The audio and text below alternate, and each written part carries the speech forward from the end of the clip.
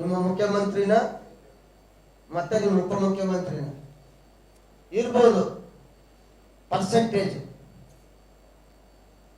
ಒಬ್ರು 100%, ಒಬ್ರು 90%, ಒಬ್ರು 80%, ಒಬ್ರು 10%. ಭ್ರಷ್ಟಾಚಾರ ನಡೀತಾ ಇರೋದನ್ನ ನೋಡ್ಕೊಂಡು ಕೂತ್ಕೊಂಡಿರೋದು ಕೂಡ ಅಕ್ಷಮ್ಯ ಅಪರಾಧ. ಇವತ್ತು ನಿಮ್ಮ ಕಾಂಗ್ರೆಸ್ನ ಅಭ್ಯರ್ಥಿಗಳೆಲ್ಲ ಇಡೀ ರಾಜ್ಯದಲ್ಲಿ ಒಂದೊಂದು ಚುನಾವಣೆಗೆ 16 ಕೋಟಿ ಮಾಡಿದ್ರಲ್ಲ, ಅವ್ರಿಗೆ ಕೊಟ್ರಲ್ಲ, ದುಡ್ಡು ಎಲ್ಲಿಂದ ಬಂತು? ಯಾಕೆ ಜನರನ್ನ ತಪ್ಪದಾರಿಗಿಳಿಯುವಂಥದ್ದನ್ನ ಮಾಡ್ತೀರಿ? ಯಾರು ಕೂಡ ಪ್ರಾಮಾಣಿಕರಿಲ್ಲ. ಜನಕ್ಕೂ ಗೊತ್ತಾಯ್ತದೆ.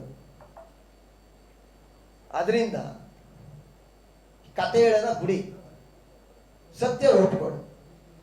ಕರೆಯಿಲ್ಲದೆ ಸಾರ್ವಜನಿಕ ವೇದಿಕೆಗೆ ನಾನು ಹೇಳ್ತೀನಿ, ಯಾರ್ಯಾರ್ದು ರಾಜಕಾರಣದ ಎಷ್ಟೆಷ್ಟು ಪರ್ಸೆಂಟು ಅಂತ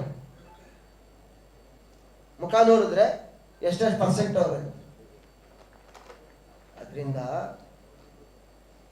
ನಾವೆಲ್ಲರೂ ಗಾಜಿನ ಮನೇಲಿ ಒಪ್ಕೊಳ್ಳಿ ಸತ್ಯನ. ಇವತ್ತು ದುಡ್ಡಿಲ್ಲದೆ ರಾಜಕಾರಣ ಮಾಡಕ್ಕಾಗಲ್ಲ. ಅದಕ್ಕೆ ದುಡ್ಡ ಹೊಡಿತಾ ಇದ್ದೀರಿ.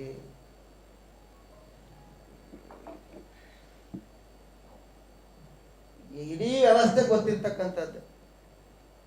ಕೇಳ್ತಾರೆ ನಮ್ಮನ್ನ.